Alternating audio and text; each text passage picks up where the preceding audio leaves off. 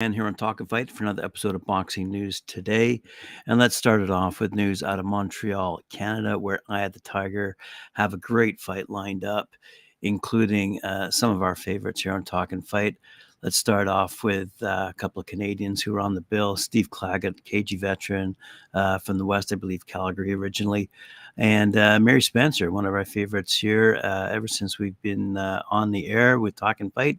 We have talked about Mary Spencer, a former Canadian Olympian who started her pro career, I think, back in 2021, and is sporting right now a 7-2 record. She's going off tonight, I believe, in Montreal against Sonia Drawling.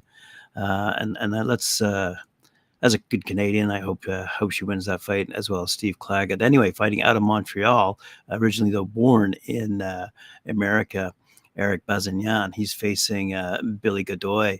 That's a good battle. Let's have a quick look at Erik's undefeated, 31-0, 22 knockouts, and he surged through the rankings in recent years, breaking into the top 5 of each federation. He's currently ranked number 2 in the WBA, number 3 in the WBC, number 3 in WBO, number 4 in the IBF. And he's engaged. He had three bouts in 2023. Each pushed him to elevate his game. He began the year facing Alantes Fox, fresh from a world championship fight. The match wasn't easy, but Bazinyan's character allowed him to secure a victory in 10 rounds to cap off 2023 strongly. Last October, he triumphed powerfully over Ronald Ellis, knocking him out faster than anyone before, marking his 31st career win. So anyway, he'll start off his 2024 campaign facing the Argentine veteran Billy Godoy. He's 41-7, by the way. No pushover, 20 knockouts, and he's known for his resilience. Good stuff. It's interesting that the Argentine recently withstood John Ryder's charges for 10 rounds, which is no small feat. So it'll be an interesting challenge. Let's have a quick look as we move forward through. If you want to have a quick look. Okay, here we go. Erik Bazinyan, Billy Godoy, Albert Ramirez going toe-to-toe against Artur Ziadinov. Steve Claggett's going up against Marcos Barraza. Mary Spencer's going up against Sonia Drawling, as I said. Avery Duval up against Jesus Adorno. John Rubio going up against Juan Garcia. Wilkins Mathieu up against Oscar Quintana. And Marino Fandera going up against Ricardo Lara. As I said, it's taking place in the Cabaret Casino in Montreal, promoted by Eye of the Tiger and televised on ESPN+. Good stuff. All right. Tijuana's undefeated former world champion, Jaime Munguía, 42-0, by the way, 33 knockouts. Returns, I mentioned this yesterday, returns against former interim world champion John the Gorilla Ryder, 32-6, 18 knockouts out of England, in what will be another big test for the 27-year-old Munguía as he squares off against Ryder this upcoming weekend at the Footprint Center in Phoenix, Arizona, and that's going to be shown live on DAZN. Said Jaime, this is a big challenge, a tough fight, without doubt, a big test. It's obvious that all the pressure's on me, but I'll come out with the victory. This is obviously a hard time, a hard, tough fight for Jaime. I feel he'll be challenged, but this is what it takes to get to the next level and prove we belong with the elite to ask for these big fights, said Munguia's co-promoter Fernando Beltran at Zanfer Promotions. This will be Munguia's first fight ever under the tutelage of Hall of Fame trainer Freddie Roach, as the two wrapped up camp for the first time at Roach's gym, the famed world, the Wild Card Boxing Gym in Hollywood, California. I feel good. I have a good camp. I'm ready and prepared. I've worked hard for this preparation. I'm very happy to be working with Freddie Roach. I've learned new things here. I'm working with someone new. You're going to learn new and different things. The truth is, I am comfortable with him. I definitely will be benefit from his coaching. So this is all anticipation of him beating Matchroom's John Ryder, despite what Eddie Hearn has to say. Marv Nation kicks off 2024 on Saturday, February 10th at the C. Robert Lee Activity Center in Hawaiian Gardens, California, with a card headlined by undefeated blue chip prospect Ernesto Tito Mercado. We've mentioned him many times before here on Talkin Fight. He's sporting a 13-0 record with 12 knockouts, and Mercado will face off against Victoriano Santillan, 11-6, in an 8-round super lightweight fight. The rest of the lineup is Mateus Radcliffe, 6-0, going up against Christian Lorenzo, 6 rounds, super featherweights. Milik Birdsong, 14-1, going up against Isaac Freeman, 5-12, 6 rounds, super lightweights. Juan Estrada Jr., 1-0. Dylan going up against Dylan Alvarado, 2-2, 4 rounds, lightweights. Ray Sean Thomas, undefeated, 6-0 to be announced. Over 4 rounds, he's in the lightweight division. Michael Bracamonte, 8-1, again, his opponent to be announced, 6 rounds, featherweights. On Andy Beltran, 6-0, undefeated, against an unannounced yet fighter opponent, 6 rounds, featherweights. And rounded out, Joseph Abdi, 3-0, 4-round super lightweight, and Manuel Turcado taking on Dylan Nagoyan, and both fighters making their pro debut. So some good stuff out of California with the return of Tito Mercado. Oh, yes. Great story out of it's unconfirmed, but it's a great story. Let's check it out. We've all been waiting for this news, so here it is. And it is great news for fight fans the world over. The biggest light heavyweight fight that can be made, in fact, one of the biggest fights in recent years, regardless of weight class, has a working date. Yes, Artur Beterbiev up against Dmitry Bivol for all the marbles at 175 is heading towards a June 1st date, according to Dan Raphael. We get this story out of boxing247.com. The fight will take place in, yes, you guessed it, Saudi Arabia, in Riyadh. Beterbiev, unbeaten, the reigning WBC, WBO, IBF light heavyweight champ, wants to fight Bivol, unbeaten, and the reigning WBA boss.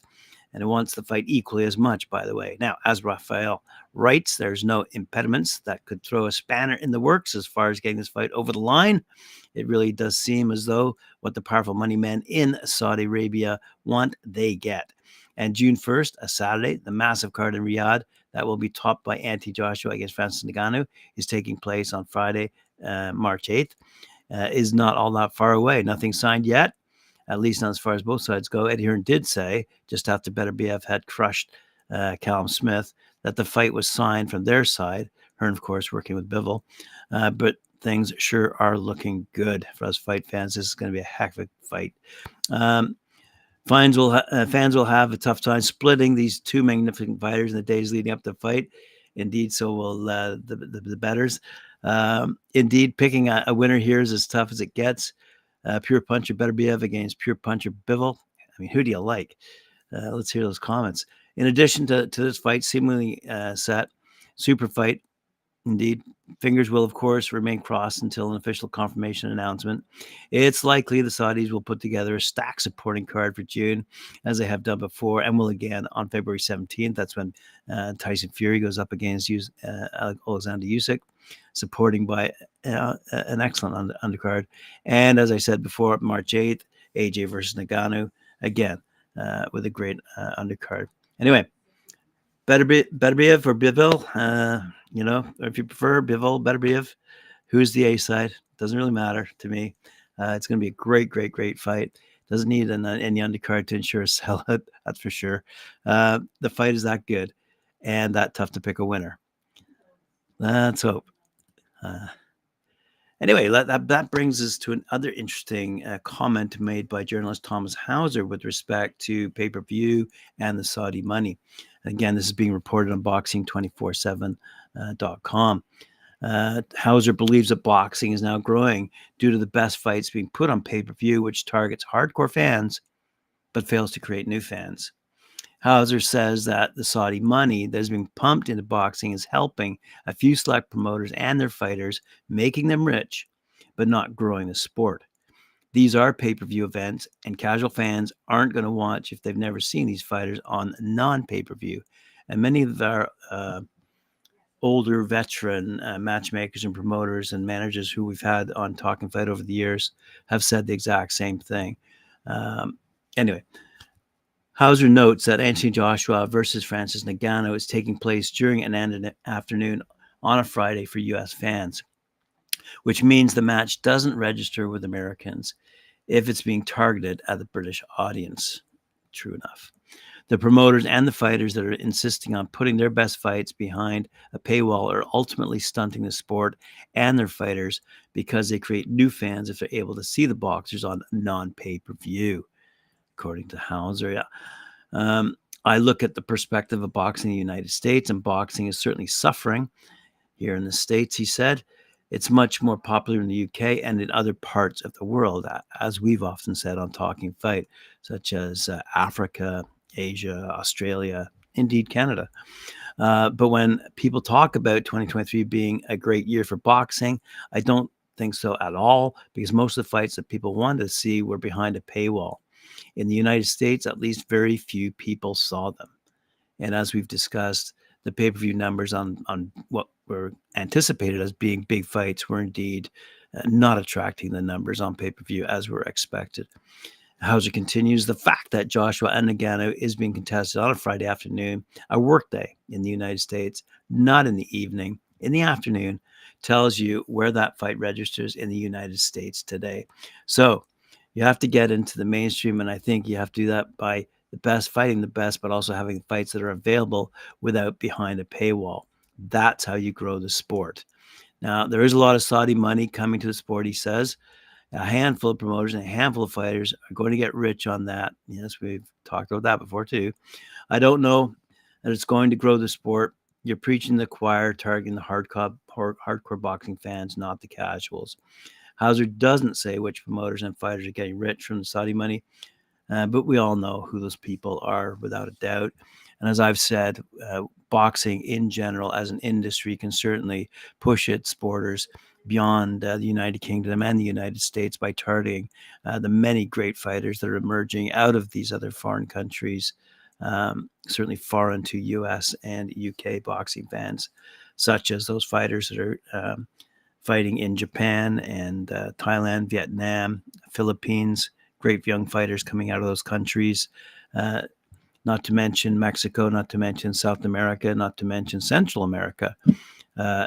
Several nations across the Caribbean might be put into that bracket as well as the many, many great countries in Africa that are producing fantastic fighters. All of them, okay, not all, most of them being ignored.